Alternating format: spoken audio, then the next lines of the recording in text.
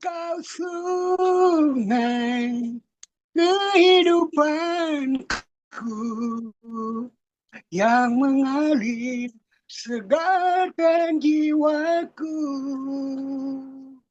Engkau Yesus, pengharapanku, ku sembah Kau dengan segenap hatiku. Untuk pemimpin biduan, Mazmur Daud. Tuhan, Engkau menyelidiki dan mengenal aku. Engkau mengetahui kalau aku duduk atau berdiri. Engkau mengerti pikiranku dari jauh. Engkau memeriksa aku kalau aku berjalan dan berbaring. Segala jalanku Kau maklumi. Sebab sebelum lidahku mengeluarkan perkataan, sesungguhnya semuanya telah Kau ketahui, ya Tuhan. Dari belakang dan dari depan Engkau mengurung aku, dan Engkau menaruh tangan-Mu ke atasku. Terlalu ajaib bagiku pengetahuan itu, terlalu tinggi, tidak sanggup aku mencapainya. Kemana aku dapat pergi menjauhi roh-Mu? Kemana aku dapat lari dari hadapan-Mu? Jika aku mendaki ke langit, Engkau di sana. Jika aku menaruh tempat tidurku di dunia orang mati, di situ pun Engkau. Jika aku terbang dengan sayap fajar dan membuat kediaman di ujung laut, juga di sana tangan-Mu akan menuntun aku, dan tangan kanan-Mu memegang aku.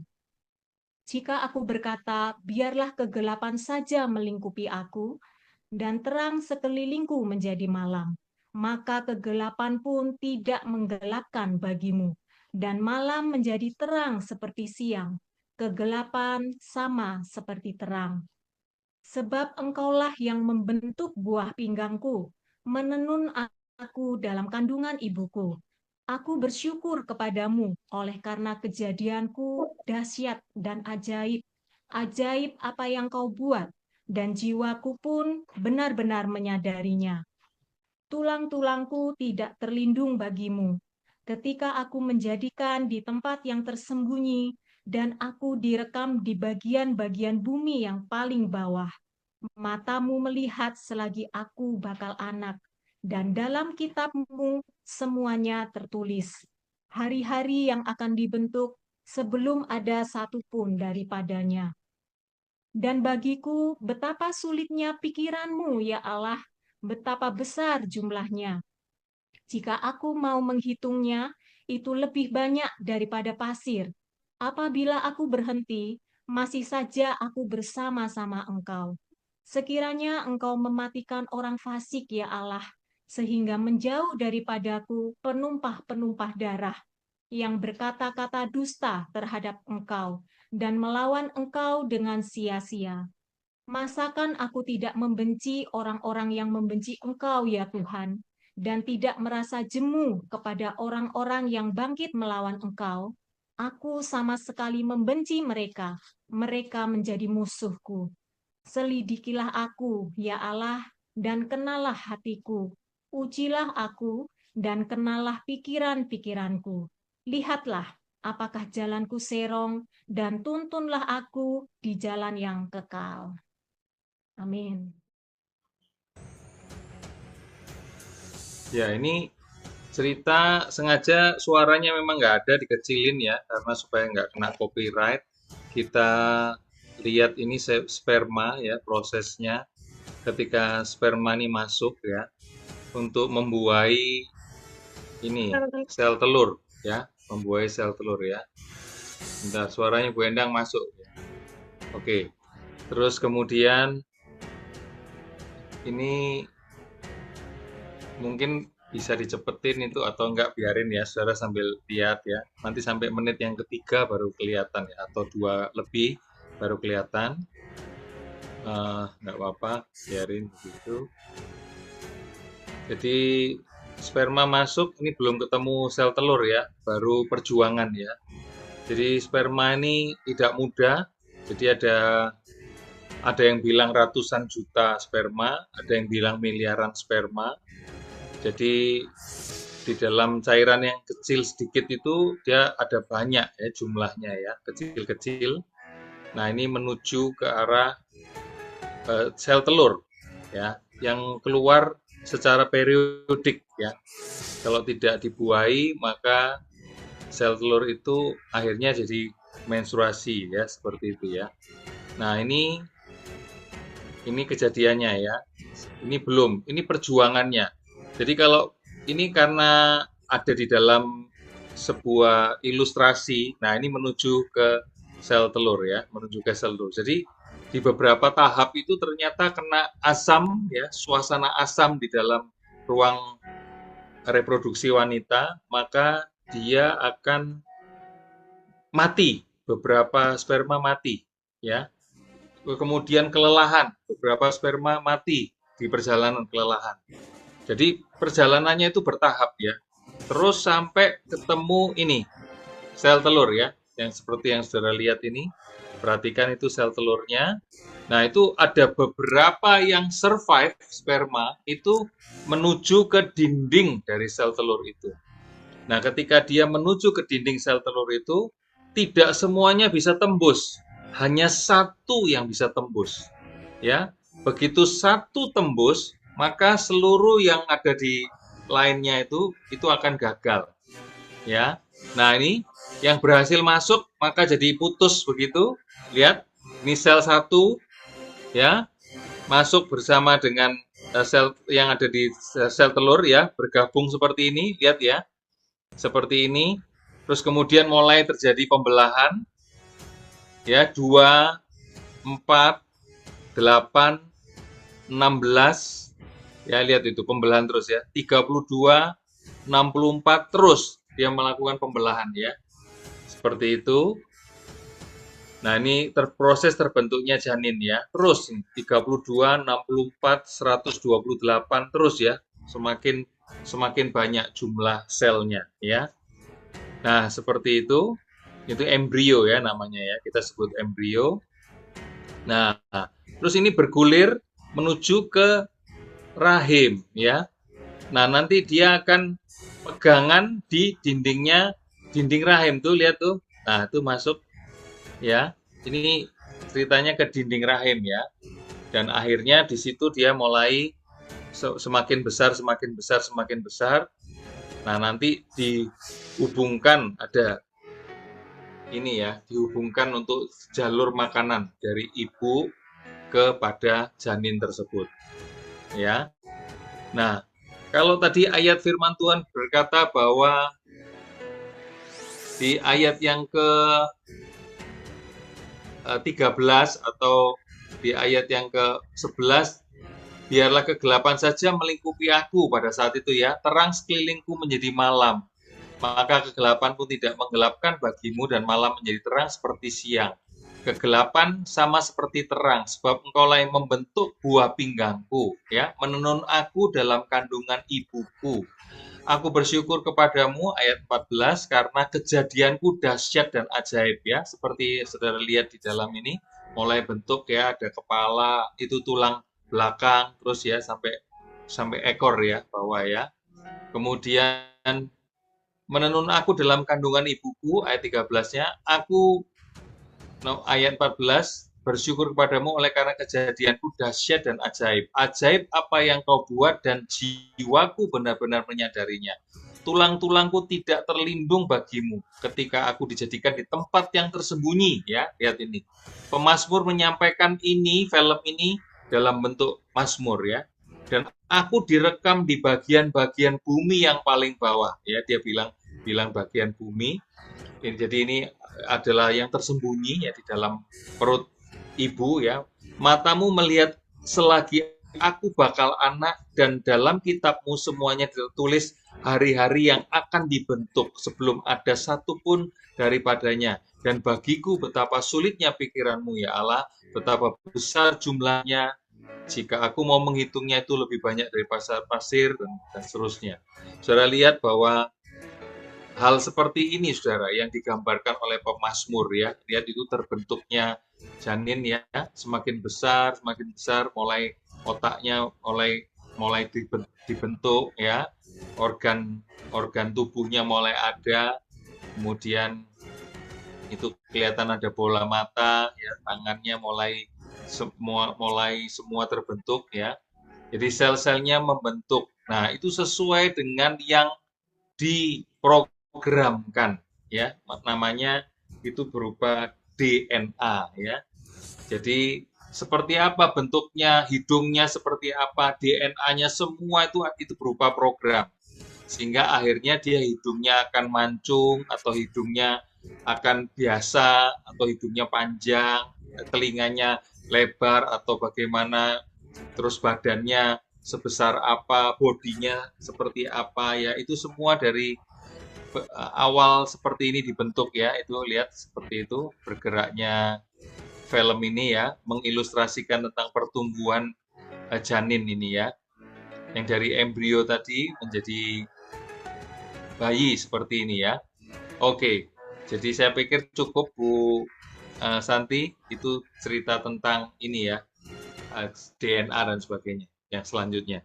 Oke, jadi Bapak Ibu saya mau beritahu kesempatan ini, kalau ada sampai hari ini saudara yang sepenuh dengan masalah atau penyakit, ya, jika ada yang sampai hari ini berjuang dengan masalah eh, keuangan, berjuang dengan masalah penyakit, sakit penyakit, berjuang dengan masalah hubungan, berjuang dengan masalah hal-hal yang terkait dengan kejiwaan, ya, terkait dengan hubungan kerja antara bos dengan karyawan, atau mungkin bukan bosnya secara langsung, secara step yang tinggi, tapi dengan atasan langsung, misalnya dengan supervisor atau manajer di atasnya, pokoknya ya selisih satu jenjang peringkat itu secara level level kepemimpinan di sebuah perusahaan, atau kemungkinan saudara adalah seorang anak dari orang tua yang mungkin tidak mengerti tentang hal-hal yang sifatnya tentang parenting, ya, tentang orang tua harus bagaimana sikapnya. Lalu saudara ada di dalam sebuah problem yang terus-menerus tidak ada habisnya, ya. Kemungkinan kalau saudara mengalami seperti itu dan kemudian berusaha untuk mengerti tapi juga tidak bisa mengerti, kemudian saudara berusaha untuk menghibur diri tapi juga susah. Nah, saudara lewat film tadi harus tahu bahwa miliaran sperma yang mengejar menuju ke arah tempatnya sel telur, dan beberapa itu sudah tewas di perjalanan, ya, kena asam, tewas, suasana asam, ya, terus di perjalanan kecapean, tewas, ya, lewat. Jadi di dalam perjalanan itu banyak hambatan, dan akhirnya yang berhasil tembus di menuju ke arah sel telur ada beberapa, ya. Beberapa itu banyak juga, ya, tapi sudah sisa-sisa lebih sedikit. Lalu kemudian ternyata hanya satu sperma yang berhasil masuk tembus di sel telur. Berarti saudara perlu tahu, kalau saudara merasa gagal dalam hidup saudara perlu ngerti bahwa saudara dibentuk sebelum saudara lahir, ya, tahu keluar dari rahim ibumu, saudara adalah seorang pemenang. Maka itu firman Tuhan mengatakan bahwa kamu itu lebih daripada seorang penakluk kota. Kamu itu lebih dari seorang pemenang. Jadi bukan sekedar pemenang, tapi lebih dari pemenang. Nah, kalimat ini bukan cuma sekedar retorika atau kalimat yang menghibur belaka, tapi saudara kalau lihat film tadi, saudara bisa putar ulang. Judulnya adalah perjalanan, ya, sperma atau perkembangan, apa tadi judulnya, ya. Saya baca di ini, ya, sebentar, ya. Judulnya adalah Perjalanan Sperma Hingga Jadi Janin. Saudara bisa cari di YouTube, ya. Saudara bisa putar lagi bagaimana supaya saudara tahu bahwa ini bukan sekedar memberi semangat kepada saudara. Jika saudara kepingin rasanya, ya sudah saya mati aja, atau bahkan yang lebih parah, bunuh diri, maka harusnya saudara sadar bahwa saudara itu bisa mengatasi segalanya. Pada saat itu pertandingannya itu banyak ya, miliaran atau ratusan juta minimal ya. Ratusan juta sperma yang berhasil cuma satu, yaitu saudara. Jadi saudara. Jadi maka itu, kalau sekarang frustasi dengan problem-problem yang menimpa saudara, nah saudara harus tahu bahwa saudara itu lebih dari pemenang. Ini bukan sekedar menghibur, tapi saudara perlu tahu firman Tuhan itu memberi kita harapan. Jadi kalau setiap pertemuan seperti ini kita belajar logos untuk membuat kita ngerti, oh ada harapan. Kenapa sih kita perlu bersekutu seperti ini? Supaya kita tahu dari cerita orang lain bahwa oh ternyata ada harapan. Jadi saya tidak perlu frustasi menghadapi masalah yang kok nggak selesai-selesai. Ada harapan buat saya. Begitu ya saudara. Jadi sehingga saudara pun mengerti bahwa karena itu saudara perlu fight, berjuang. Hikmat yang Tuhan berikan kepada saudara lewat pengertian-pengertian dari logos yang saudara baca. Jadi rupanya logos itu saudara, itu bukan sekedar Alkitab ini yang disebut Holy Bible gitu. Jadi logos ya, saya mau beritahu, itu bisa berupa gemericik suara air, bisa berupa kicauan burung, bisa berupa desiran angin suara, bisa berupa suara deburan ombak, itu adalah logos. Jadi logos itu bukan hanya yang ditulis di dalam Holy Bible, tetapi logos itu adalah situasi semua alam semesta. Kalau saudara tahu meteor itu tiba-tiba ketika bergesekan di atmosfer bumi itu menimbulkan percikan dan menimbulkan api sehingga kita lihat kok ada bintang berekor, itu sebetulnya adalah meteor yang bergesekan dengan atmosfer bumi sehingga akhirnya timbul api dan kita lihat itu ekor.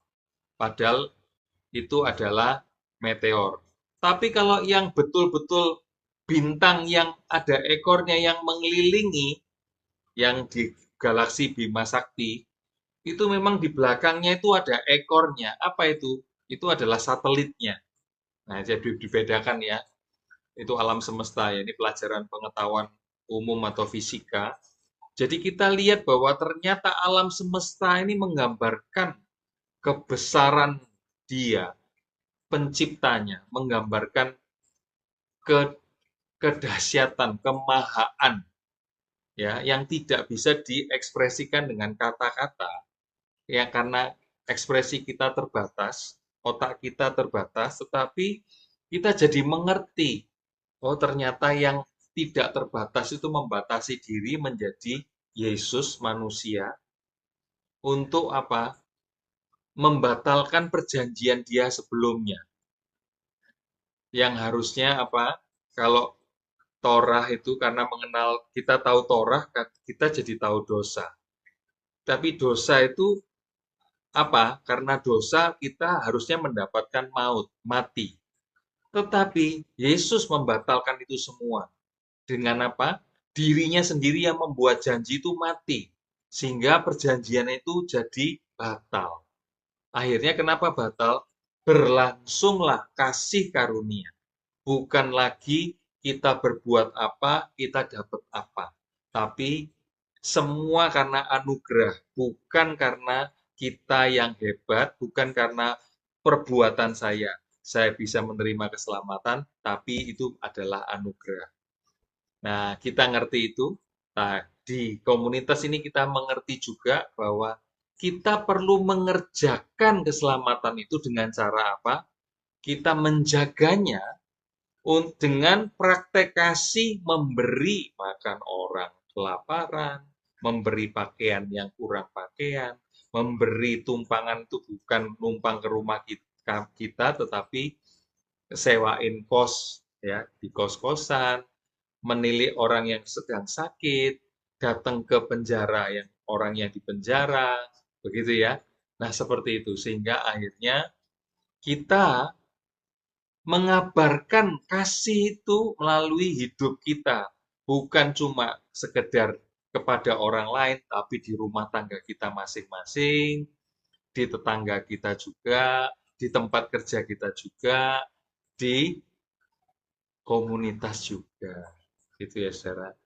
Jadi kalau saudara mengerti tentang kejadian saya dan saudara adalah dahsyat dan ajaib, ya, maka kita jadi mengerti bahwa dia yang tidak terbatas itu membatasi dirinya, rela disiksa, mati, dan bangkit, bukan cuma mati, untuk menebus kita. Nah, ya saya mau membiasakan ya, saya tidak berkata harus kita membagi makanan. Saya tidak mau. Biarlah kasih atau cinta di dalam dirimu yang membara itu, yang bergelora itu, membuat saudara mau membagi makanan itu buat orang yang kelaparan. Bedain ya saudara, bukan berkata, saudara-saudara, jika saudara mau selamat, berilah orang lain makan. Saya nggak berkata begitu ya. Saya berkata bahwa kalau cinta itu membara di dalam dirimu, maka saudara dengan rela hati membagi makananmu buat orang lain yang kelaparan. Saudara rela hati membagi pakaianmu buat orang lain yang kurang cukup pakaiannya. Saudara rela hati berjerih lelah datang ke rumah sakit, kunjungi yang sakit dan berdoa buat mereka. Saudara berjerih lelah pada yang di penjara, memberi penghiburan supaya mereka tahu bahwa ada harapan, supaya mereka nggak bunuh diri, gantung diri di penjara. Kan ada banyak ya, orang yang narapidana itu bunuh diri, gantung diri, atau apalah caranya di penjara. Karena mereka bilang, aku enggak frustasi, aku enggak mungkin keluar, aku mati di penjara. Dia lebih baik aku selesaikan penderitaanku lewat mati. Padahal enggak ya, mati itu berarti malah dia enggak tahu kalau dia punya pengharapan. Nah, seperti itu ya, saudara. Nah, lalu kenapa saya ajak berdiskusi masalah ini? Ada banyak perkara, problem, masalah hubungan suami istri, orang tua anak, menantu mertua, itu semua berawal dari ketika dia masih di kandungan ibunya. Jadi saya berharap renungan ini bukan berhenti di sini karena ada seriannya sebetulnya. Jadi saya mencoba untuk secuplik dulu saya bagikan bahwa kejadianku itu dahsyat dan ajaib. Kejadian saudara itu dahsyat dan ajaib. Tadi filmnya ada ya. Sehingga kita jadi tahu, oh iya, itu dulu ya waktu saat aku mulai dikandung ibuku. Nah, sekarang bagaimana? Problem, saya ulangi, problem yang banyak itu terjadi ketika rekaman-rekaman yang dibentuk waktu saat kita ditenun ya, di kandungan ibu itu, kita mengalami banyak hal. Nah, itu yang membentuk kita jadi manusia yang seperti ini. Ada orang yang terus bermasalah. Ada yang orang yang terus, pokoknya enggak cocok. Pokoknya kepinginnya marah aja sama si A, si B. Pokoknya dia enggak tahu gimana kok aku nih sama mamaku atau papaku, aku pokoknya mesti begini dan orang tuaku selalu mengata-ngatain aku anak yang tidak pernah baik gitu di hadapan mereka. Dan ada banyak lagi masalah mungkin saudara nanti yang bisa cerita. Kalau saya cerita nanti kepanjangan. Nah, mari lengkapi cerita itu lewat sudut pandang saudara. Ternyata ada kisah-kisah di balik itu yang melatar belakangi atau kita jadi paham masalah kita itu ternyata diawali saat kita masih di kandungan ibu kita. Loh, apakah itu salahnya mereka orang tua? Kita tidak bisa nyalahkan mereka karena mereka juga nggak ngerti. Ya, jadi maka itu saya tidak berusaha mengajar saudara-saudara ini untuk menyalahkan orang tua, tapi dengan pemahaman ini membuat kita ngerti bahwa Dia Allah yang pencipta kita, itu melindungi kita sampai membuat kita lahir. Itu dahsyat dan ajaib. Karena itu kalau sekarang kita bilang, enggak ah, aku buktinya nggak enak, buktinya aku miskin, buktinya aku nggak punya apa-apa. Atau mungkin aku pernah kaya, tapi sekarang jatuh miskin. Bagaimana kok bisa begini? Dan seterusnya. Dengan penuh keluh kesah yang ada yang faktanya kita alami sekarang. Tetapi saya mengajak saudara untuk ayo diskusi, atau kalau enggak saudara diem aja nggak apa-apa, biar yang lain-lain bersuara sehingga mereka atau yang punya pengalaman atau punya kisah-kisah tertentu yang sudah mengalami kemenangan boleh disampaikan. Kalau belum, gumulkan saudara ya, jangan langsung cerita ya, biar saudara bisa mengalami terobosan di dalam kehidupan ini, sehingga nama Tuhan yang ditinggikan di atas segala. Saya ada ya, eh, ini anak-anak murid ya dulu ya. Pernah di tahun berapa gitu. Angkatannya, kalau sekarang anaknya itu udah kelas 6 SD. Jadi namanya tuh Atta, Bu. Dari anak muslim ya. Jadi dia ini anaknya bandel banget, nakal banget. Setelah saya tahu ceritanya, ternyata memang dia itu dulunya itu nggak diharapkan kelahirannya. Gitu. Jadi kalau secara katanya secara psikis ya, karena sudah ditolak dari dalam kandungan, dari dalam rahim ditolak oleh orang tuanya, sehingga akhirnya dia lahir jadi pribadi yang pemberontak, memberontak banget. Pokoknya kalau nggak sesuai ininya dia ya udah dia nggak akan mau kayak gitu. Jadi dia benar-benar jadi pribadi yang sangat arogan, yang memberontak. Bahkan banyak kasus yang dia perbuat di SD, mulai dari mukulin temennya, jadi bullier ya.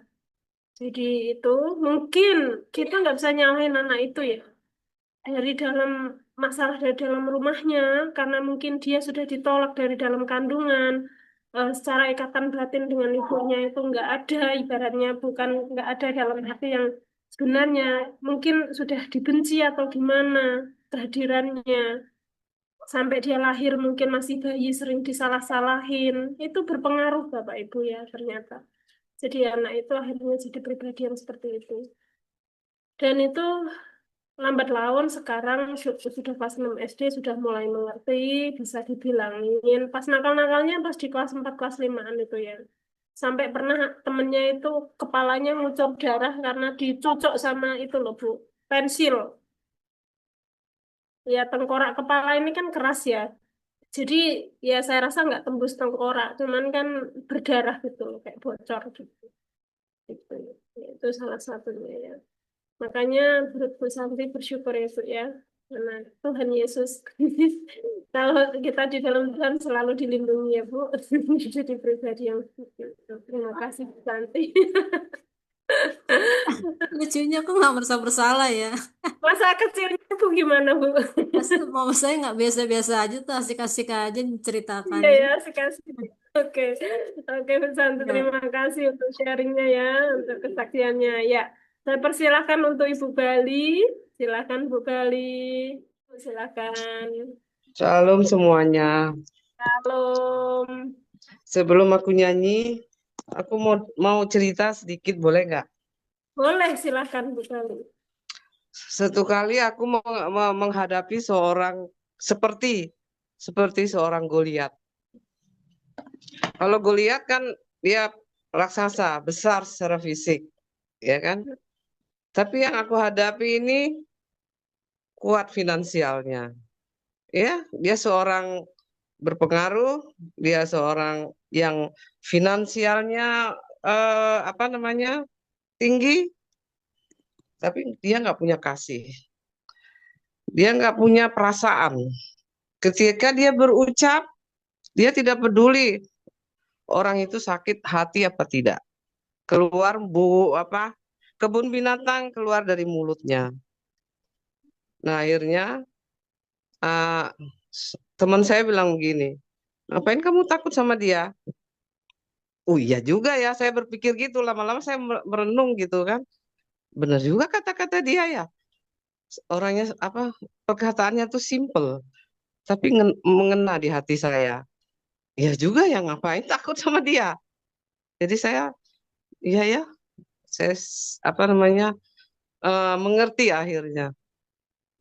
Jadi saya anggap yang di hadapan saya itu setan. Jadi saya akan mengalahkan dia gitu. mengalahkan dia dengan kasih. Kasih yang Bapak anugerahkan dalam diri saya. Sehingga saya akan menyanyikan lagu ini ya. Oh Tuhan yang penuh kasih, sungguh kasih-Mu tak terbatas. Engkau mendengar setiap orang yang berseru dengan sungguh hati. Aku selalu rindu berada dalam dekapan-Mu, dan aku tidak mau Engkau melepaskanku. Ya Bapa, tuntunlah aku dalam segala kebenaran-Mu, karena firman-Mu yang menjadi kekuatanku. Ya Bapa, tuntunlah aku dalam segala kebenaran-Mu, dan karena firman-Mu yang menjadi kekuatanku, yang menjadi kekuatanku. Amin, Bu Endang. Ya, lagu Amin. inilah yang menyemangati saya, Bu Endang. Ya. Jadi saya kalau gue lihat kan senjatanya batu ya, ketapel batu gitu ya. Ya. Tapi senjata saya adalah kebenaran, firman, dan kasih. Jadi saya bangkit lagi gitu ya. Jadi orang kalau nggak punya kasih, ngomong ngawur, ngomong seenaknya, nggak punya perasaan. Aku mau cerita juga tadi dengar Bu Santi ya. Bu Santi kayaknya nasibnya hampir sama dengan saya. Cuman ya ada kesaksian sedikit dari pengalaman ini ya buat pribadi saya sekarang ya. Kalau saya cuman bedanya dulu dengan kebodohan ya artinya kan dulu mama saya menikah dengan bapak saya itu kan nggak disetujui oleh nenek saya. Karena mama saya itu dulu janda begitu. Namun karena yang namanya cinta ya akhirnya mereka menikah. Akhirnya mengandunglah saya gitu. Cuman nenek saya nggak suka karena mama saya dulu mungkin polos dikasih jamu-jamu itu ya. Ya ternyata setelah di ini waktu itu ibu saya mengalami sakit di perut atau bagaimana diperiksa ternyata obat yang untuk menggugurkan seperti itu. Nah, ternyata ya namun ya puji Tuhan ya karena ketahuan lantas bisa terselamatkan.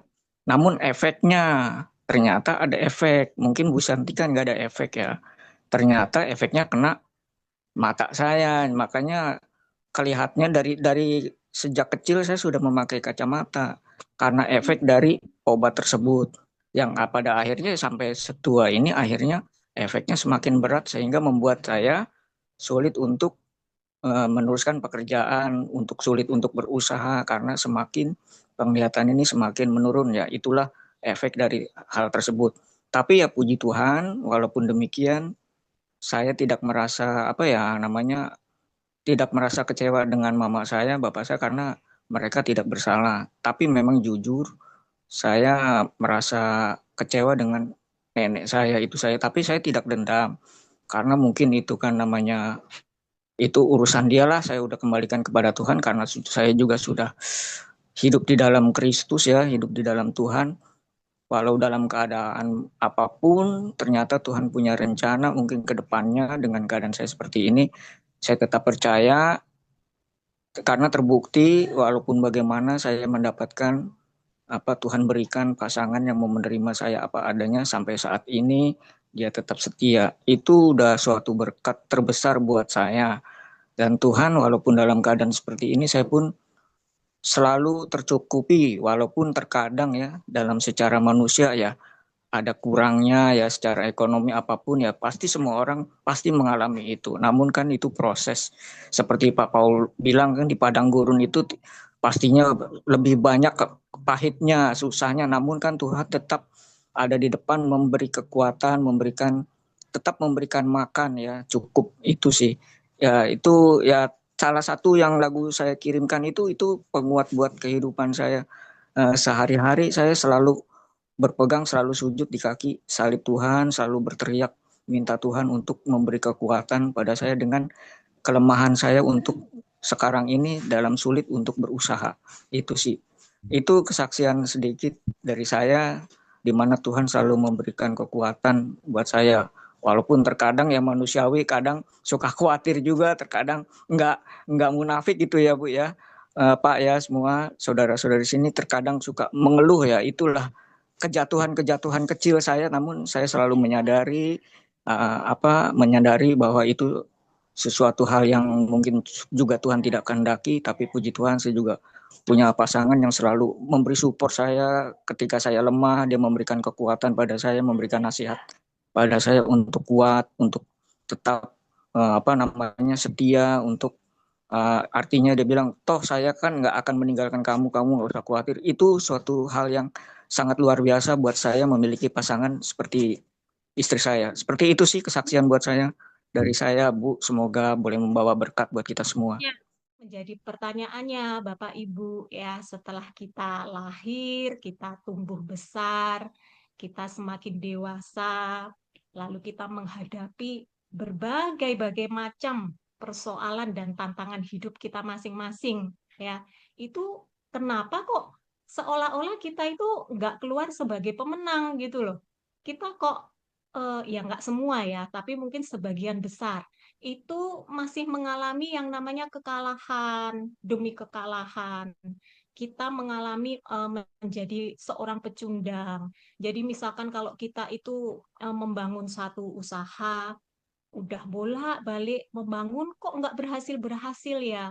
Atau seperti tadi juga yang dikatakan Pak David di depan, kita mempunyai hubungan itu kok tidak harmonis ya, mungkin dengan keluarga, dengan suami kita, dengan orang tua, mungkin dengan anak-anak kita juga gitu. Kok rasanya semua beban hidup itu yang akhirnya eh, pada akhirnya itu membawa kita memandang diri kita itu salah, Bapak Ibu. Jadi akhirnya kita mempunyai gambar diri atau kita melihat citra diri kita itu salah, ya. Kita yang harusnya itu menjadi pemenang karena sejak lahir kita itu bahkan sebelum masih pembentukan itu kita sudah membawa benih, tapi karena berbagai macam persoalan, tantangan apapun yang kita hadapi itu membuat akhirnya kita melihat diri kita, gambar diri kita itu jadi kalah, menjadi seseorang yang kalah, menjadi seorang yang pecundang. Nah, hal semacam ini juga pernah saya alami, Bapak Ibu ya. Saya merasa kok hubungan dengan suami kok selama 20 tahun pernikahan, Bapak Ibu ya, itu rasanya kok tidak harmonis gitu loh. Jadi saya merasa saat itu kok saya apa aja yang saya lakukan itu selalu disalahkan. Nah, itu otomatis membuat citra dan gambar diri saya tuh menjadi seseorang yang akhirnya nggak berharga gitu loh. Apa aja yang aku lakukan selalu dipandang negatif, apa aja yang aku lakukan selalu pokoknya di posisi yang salah itu ya. Lalu belum lagi dengan mungkin usaha, saya berusaha merintis usaha satu, kemudian beralih ke usaha yang lain, itu kok rasanya berat sekali ya. Sudah bekerja keras, akhirnya kok juga tidak ada hasil yang memadai gitu ya. Itu Bapak Ibu. Jadi saat itu saya melihat gambar diri saya itu sangat rusak sekali Bapak Ibu ya. Saya merasa orang yang sangat tidak berguna, Saya merasa pokoknya orang yang tidak berharga. Bahkan pada satu titik pernah saya merasakan karena saya sudah empet ya bahasanya. Itu pernah saya katakan sama Tuhan, sepertinya cabut saja nyawa saya. Saya pernah di titik itu, Bapak Ibu ya. Tetapi puji syukur kepada Tuhan, ya.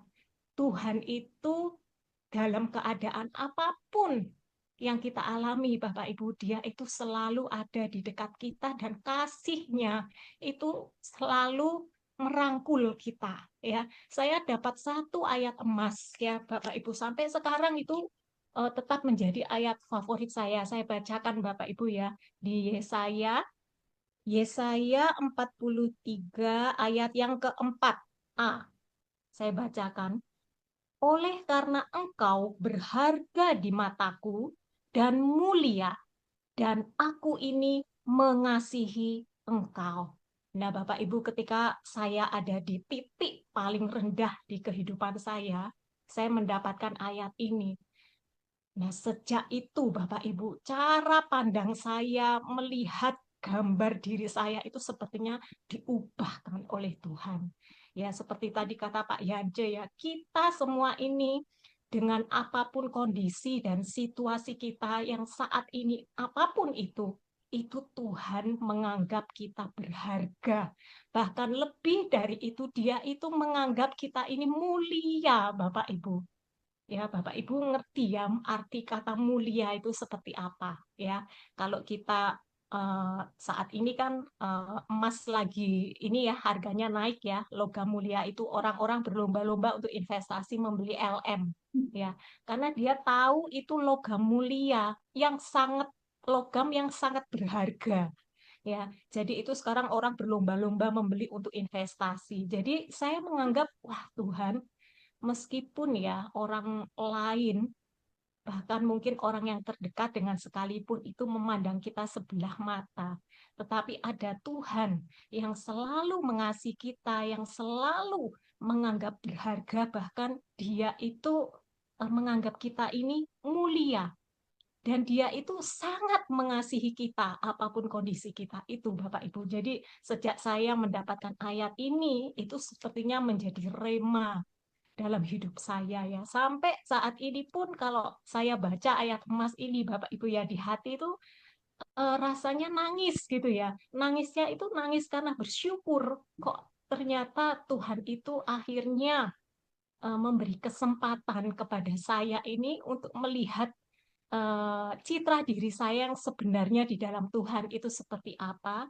Dan sekarang saya itu belajar untuk memperbarui pola pikir saya supaya pola pikir saya ini sesuai dengan kebenaran firman Tuhan. Ya, jadi metanoia itu Bapak Ibu, saya banyak belajar logos supaya pembaruan pikiran dan juga saya mendapatkan rema. Ya, jadi hal ini saya rasakan sangat berbeda sekali Bapak Ibu ya dengan kekristenan saya yang dahulu. Memang sejak kecil, bahkan boleh dikatakan sejak lahir saya itu udah Kristen Bapak Ibu ya. Tetapi meskipun sudah itu kan sifatnya agamawi Bapak Ibu ya, pengenalan dengan Tuhan yang sejati itu benar-benar saya dapatkan, saya boleh terima itu sekitar 3 tahun terakhir ini. Dan sejak itu sampai sekarang Bapak Ibu, saya sepertinya mendapatkan kesempatan yang kedua ya dalam hidup saya. Oleh Tuhan diberi kesempatan, makanya saya tidak mau menyia-nyiakan hidup saya lagi. Saya nggak mau menghidupi hidup saya yang mungkin tinggal sisa berapa tahun, puluh tahun lagi ke depan yang nggak ada orang yang tahu. Saya mau mengisinya itu dengan cara yang menyenangkan hati Tuhan. Nah, kalau dulu Bapak Ibu di gereja saya yang lama, saya itu belajar bagaimana sih menyenangkan hati Tuhan itu. Oh iya, ya banyak waktu kita berdoa, berbanyak waktu kita menyembah Tuhan saat teduh, seperti itu Bapak Ibu ya. Tapi sekarang melalui pelajaran yang saya dapat juga di kelas-kelas yang saya ikuti di Hagios, itu ternyata kita itu harus kasih itu harus dipraktekkan tertekan gitu Bapak Ibu ya. Jadi kalau dulu sepertinya saya itu hanya intern untuk saya sendiri, tetapi seperti Tuhan yang mengasihi kita, kita pun harus membagi kasih itu kepada orang lain dengan cara berdiakonia, dengan cara memberi makan, dengan cara mengampuni, mengasihi dan memberkati. Jadi Bapak Ibu itu mungkin kesaksian yang dari saya. Jadi sekali lagi saya juga mengingatkan Bapak Ibu apapun sekarang yang dialami Bapak Ibu, mungkin tantangannya seperti apa, terlalu berat atau masalah yang Bapak Ibu hadapi itu sangat sepertinya tidak kuat ya diri kita itu untuk menghadapinya, tetapi percayalah ada Tuhan yang selalu ada di samping kita, yang Dia selalu tetap mengasihi kita, tetap memberi menganggap kita mulia dan menganggap kita ini berharga di matanya. Ya, jadi sejak saya mendapat ayat emas itu, Bapak Ibu, saya tahu kehidupan saya udah tidak seperti dulu lagi. Ya, jadi sepertinya saya dilahirkan kembali, diberi kekuatan, dituntun oleh Roh Kudus untuk hari demi hari ini semakin kehidupan saya itu benar-benar seperti yang saya kepinginnya, seperti yang Tuhan mau gitu. Ya, ya itu Bapak Ibu, terima kasih. Salam Bu Endang, salam semuanya. Selamat sore buat kita semua. Saya mau menaikkan pujian dulu ya Bu. Ya, silakan. Oleh karena kemurahan Tuhan, ku ada sampai hari ini. Oleh karena kebaikan Tuhan, janji-Mu terjadi bagiku. Sembah Kau Tuhan, ku mengangkat tanganku, selamanya Kau hebat bagiku. Sembah Kau Tuhan, ku mengangkat wajahku, selamanya Kau dahsyat bagiku. Ku sembah Kau Tuhan, ku mengangkat tanganku, selamanya Kau hebat bagiku. Luar biasa Tuhan kita. Ya, Bu. Amin. Apalagi kita umat yang percaya kepada Tuhan Yesus, kita dapat memanggil Dia sebagai Bapa. Jadi saya bersyukur. Saya mau cerita sedikit bahwa saya ini adalah pemalu ya, nggak berani apa-apa pun nggak berani, karena orang tua selalu mengejek gitu. Saya punya nama, bukan nama saya dipanggil, tapi nama ejekan. Kadang diomonglah si pesek lah, siapa lagi itulah, selalu hal-hal yang tidak bagus. Jadi begitu juga waktu saya di SD juga dapat bulian. Sama mungkin nggak tahu apa mengalir dari rumah, awalnya mengalir ke sekolah nggak tahu ya. Sampai aku misalnya ya waktu SD ada sampai 5 orang gitu, anak-anak itu saya sampai dipelorotin gitu ya, sampai nangis di sekolah gitu. Jadi sampai SMP juga gitu, dilempari lah. SMA juga gitu, selalu dibully. Aduh, apa ya, kenapa aku ini kok jadi orang bulian gitu ya. Ngeri lah perasaannya, ngeri. Tapi ya biarpun gitu ya, tetaplah kita pengen maju, ya tetaplah dituruti, tetap sekolah. Ya orang tua saya adalah petani, daripada saya ikut bertani, ya suka dilanjutlah terus sekolah, apapun yang terjadi dilanjut sekolah. Selalu lah dibully. Tapi apa ya, dibalik dibulian itu karena saya diomong jelek lah, apalah.